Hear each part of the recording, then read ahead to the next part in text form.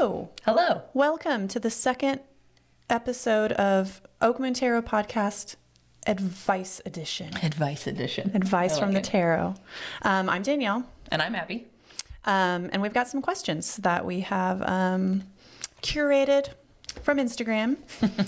All right. And we're like folding in Enneagram stuff with this tarot advice. If you guys have given us your Enneagram types, then we'll take that into consideration. I've already pulled the cards, make this move a little bit faster. So here's the first question from Jay. I am a 1, and in parentheses they say, though I recently read something about 3s that are mistyped as 1s, and that resonates too. So maybe we can talk about that a tiny little bit. Okay. So I'm a 1, maybe a 3. I'm ready for a new adventure, applying for new jobs, etc.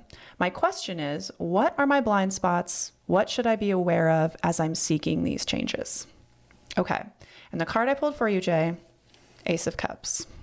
I thought that was particularly interesting if you are indeed a type 3, just because that's such a heart-centered card. Mm-hmm. It's like, oh, we need to like reorient, focus on how we are feeling. Like, what does our heart say? And because 3s are feeling repressed, right? Like, so they don't have a lot of access to how they're feeling. So this seems to me, Ace of Cups is like talking about prioritizing that. Yeah. Like, how does your heart feel? What are your emotions telling you, rather than acting off of what you think you should do or being impulsive, what have you. Do you want to say anything about how that would either land for a type 1 and also maybe go into this mistyping issue?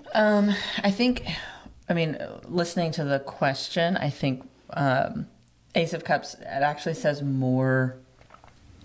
To me, it's saying more than just like feeling into your heart, but actually like, why are you ready for a new adventure? Like, what does that mean? You know, like why? What is the motivation behind doing this big change, trying to find new jobs, etc.?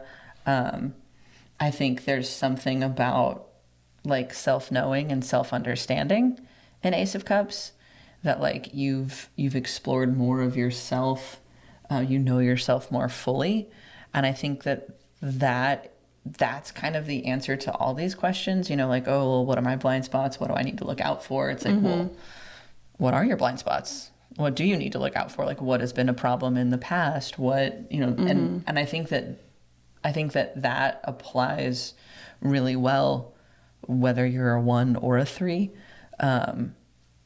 because both types have a tendency to really repress themselves, right? Like 1s are not really themselves. They're in service to whatever structure or institution that they believe is right, you know, and 3s aren't really themselves. They're only doing whatever is like what would make them seem most successful or most likable or most approved of. Trying to meet expectations and so, like both of those types, honestly. Yeah. Like the expectations of some ideal or the expectations of other people in their life.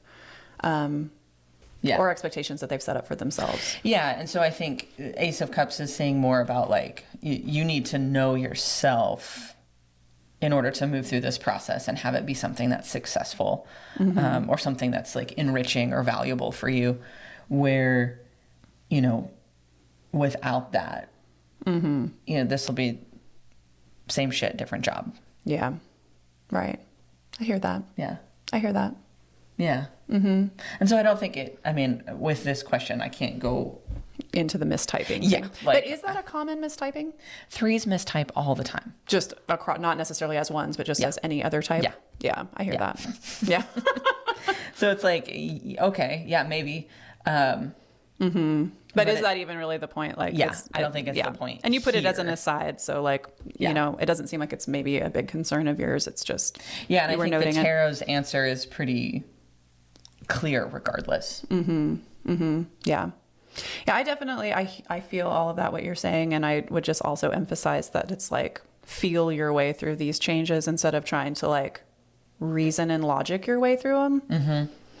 Or maybe feel your way through the changes instead of do your way through the changes. Doing is really strong with both 1s and 3s, and so like they just move and propel themselves forward without taking that reflective time to check in.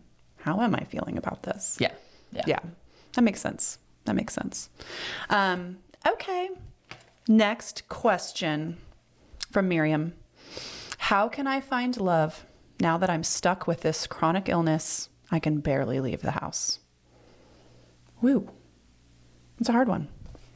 That's a hard one. I pulled Queen of Swords for you. I didn't like reframe this question or anything like that, which I often do.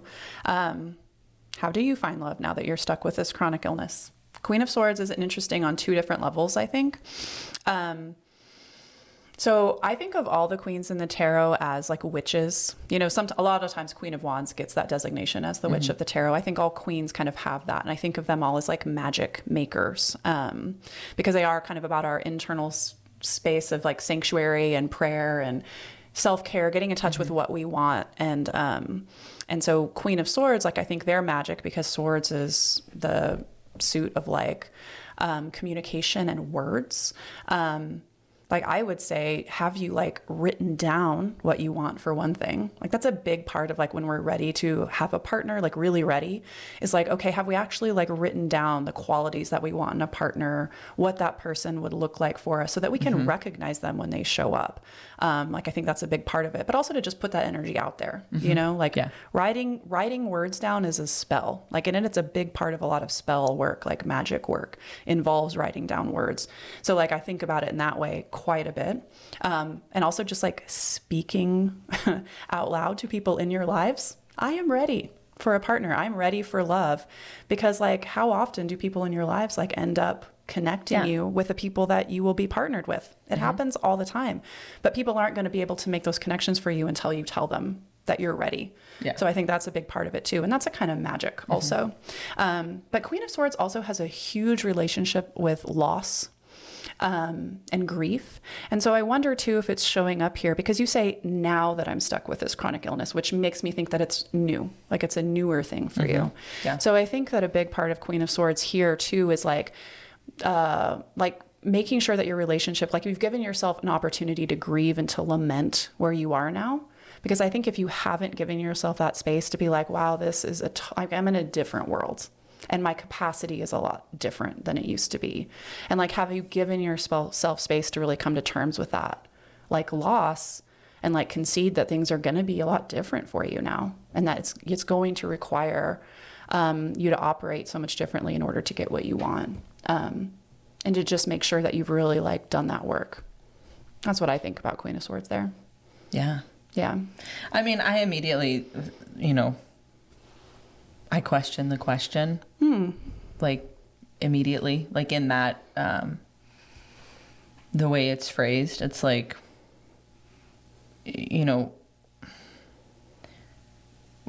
why is your definition of love so limited here? What do you mean? Like, okay, so she's saying, well, now how do I find love now that I'm stuck with this chronic illness and I can't leave the house? Okay. Well, I mean, love is everywhere, first of all.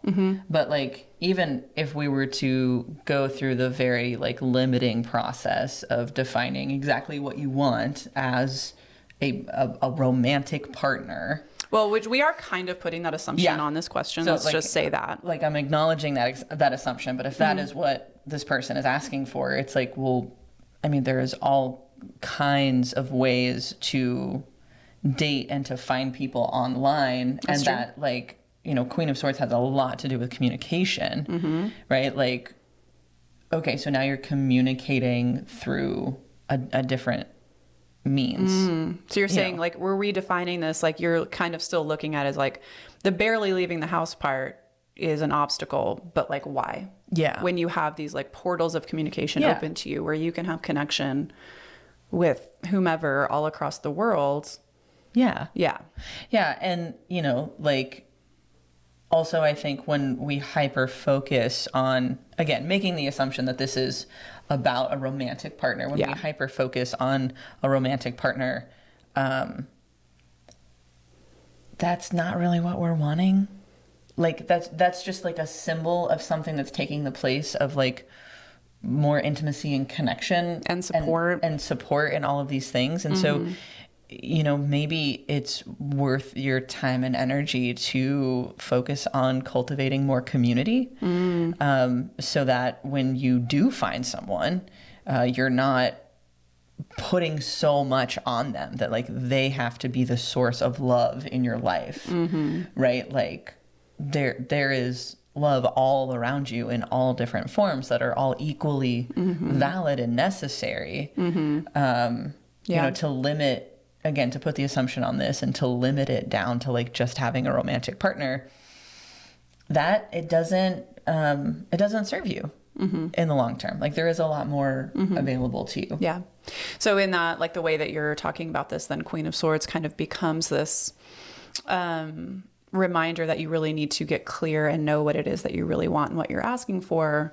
Like, am I really just like wanting this vague concept of a romantic partner, or do I want someone to text me at the end of every day and ask me about my day and how it was? Do I want someone who I can, you know, watch an episode of a show with once a week and rehash it? Like, you know, what is it that you're like actually longing for? What do those connections look like? And then who else can come in and fill that so that you don't feel this just like void of a quote unquote partner. Yeah, that makes sense. Yeah.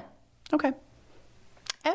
Now here we have another heady hitter, which also involves chronic illness, interestingly. Interesting. Okay. So here we have an Enneagram Type 6, Capricorn. This is Beth. Hi, Beth. Enneagram 6, Capricorn with 4 kids, 2 of whom have disabilities. I got COVID in April 2020 and I'm still fucking sick. Part of what's contributed to my ongoing symptoms is my inability to admit when I'm out of spoons. I've just turned down a job offer to spend the winter cocooning as I focus on speech and neurocognitive therapy for inflammation-induced traumatic brain injury. So I would love to know how to cut myself as much slack and give myself as much grace as I would literally any other human. Woo! Okay. So what I did was I used this spread, this little 2-card spread that I like, that seemed very appropriate for this situation and this question, which is, what am I expecting of myself and what am I actually capable of right now? Okay? That sounds good. Yeah. Because this is kind of at the heart of the tension you're holding and your dilemma.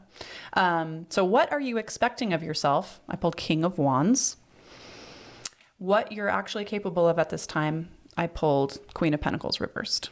That is such a beautiful picture of this like cocooning that she talks about, Queen of Pentacles reversed. Yeah. Like, especially because like this person is upside down. Like, yeah. And I just kind see a cocoon like upside down. An upside down cocoon. Yeah. Well, so, okay. You're expecting of yourself King of Wands. All right. That is, I mean, that's a fiery energy, right? That's like also like that leadership energy. You say, I mean, you've got all these kids. So on some level, like you kind of have to show up this way. But you're still expecting yourself to do it at capacity. It sounds like the fullness of your capability to do this and to also be like happy about it. King of Wands does have that energy of like, yeah, I can do this, and like full faith and confidence in themselves. And like, so you're expecting yourself to like be on fire and have all this energy and be able to show up. And what you're actually capable of, Queen of Pentacles reversed, is really like, I mean, King of Wands energy is outward focused, right? Yeah. Queen of Wands, especially reversed, or Queen of Pentacles, I'm sorry. All queens are internally focused anyway. And then when you have that reversal, it's like that extra need to focus on yourself and self-care. And of course, Pentacles are all about the body, taking care of the body. And the reversal here too can also just speak to fatigue. Like you are tired. You are tired. And it sounds like you know that part of your big issue here, and that's contributed, you say, to your ongoing symptoms, is like you can't admit when you need to rest. Yeah. And I just pulled this card, Queen of Pentacles, for this Advent email that I was reading from Laura Jean Truman.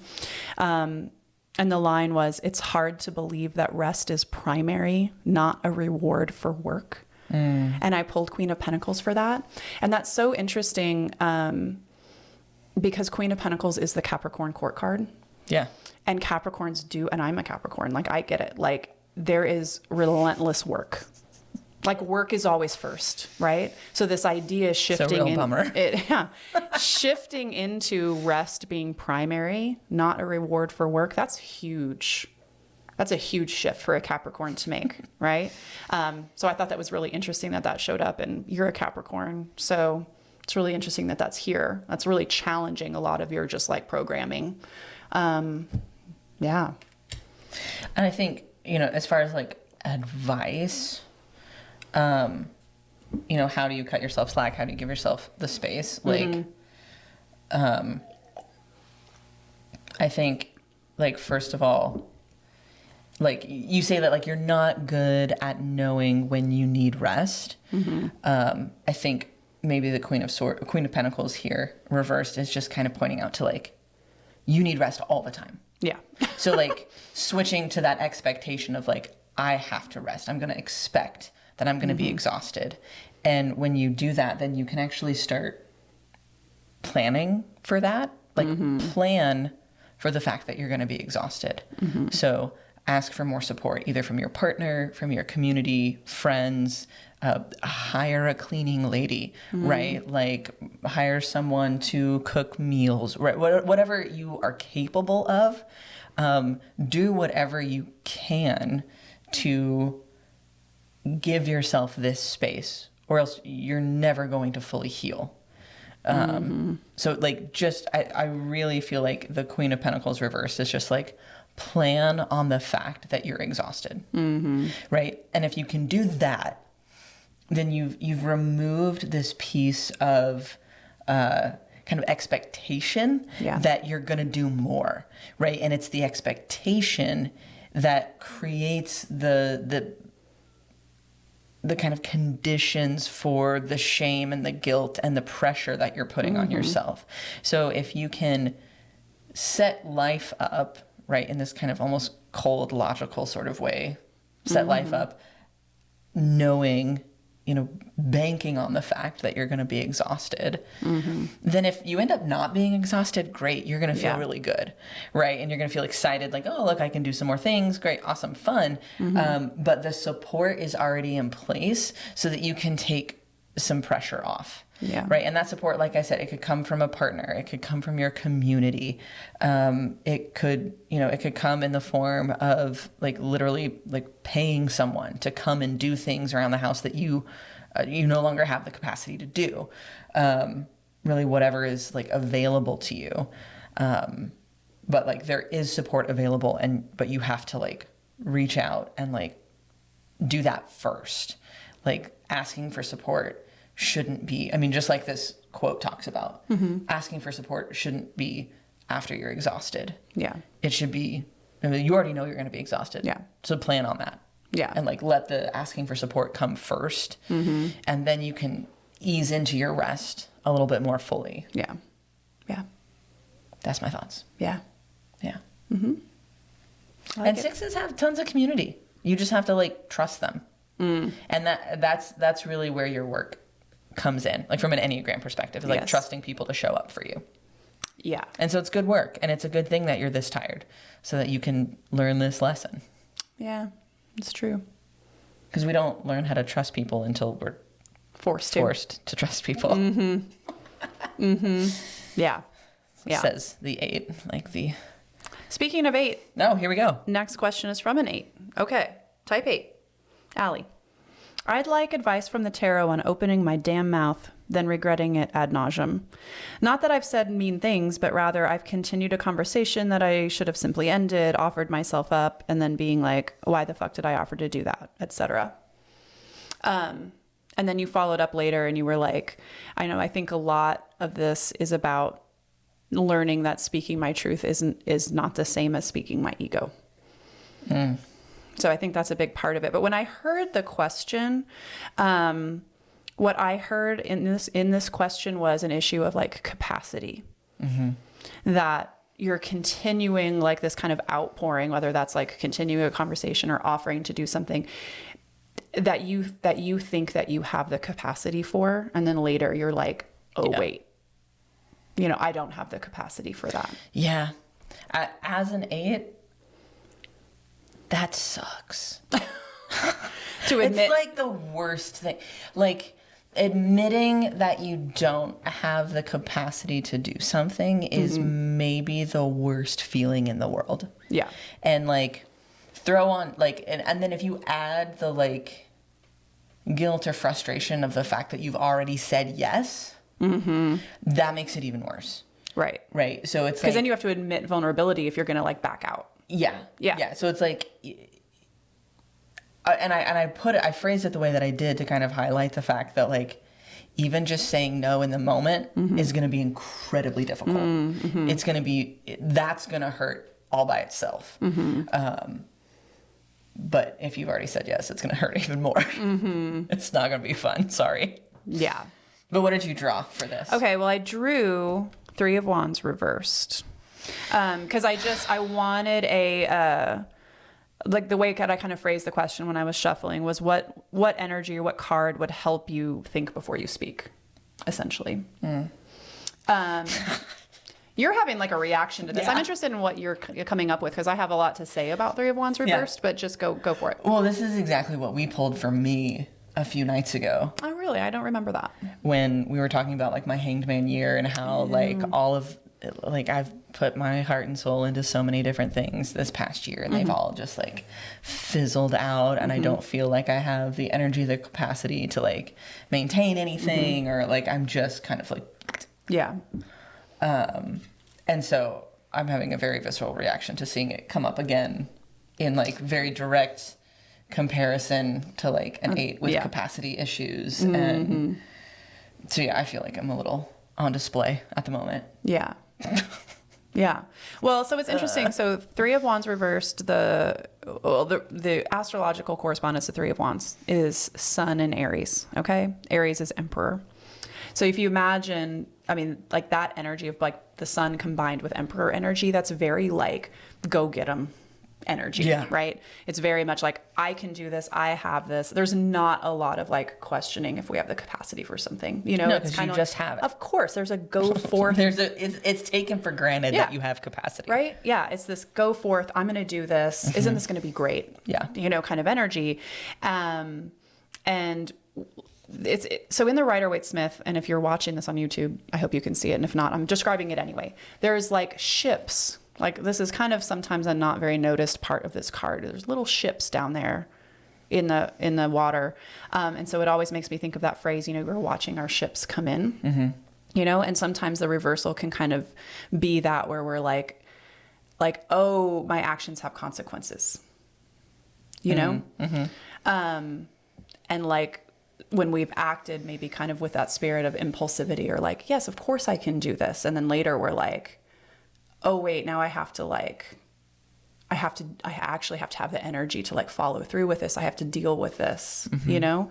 And so I think that that's just kind of like a real part of this is just like making sure that we know that what we say has consequences, you know, whether that's a conversation that we wish we wouldn't have continued or something we said we'd do that we wish we hadn't. Like there's an energetic cost to all of that stuff. I think that's what it is. It's wrestling with the cost of what we do. And like you guys think of yourselves as like an energetic, like you're an endless, infinite bank account of energy. Oh my God. I have just been haunted by the second law of thermodynamics, which sounds ridiculous, but essentially it's like bare bones. That is the law of the universe that prevents there from being like a perpetual motion device, right? So this idea of like something that can just go, right? Yeah.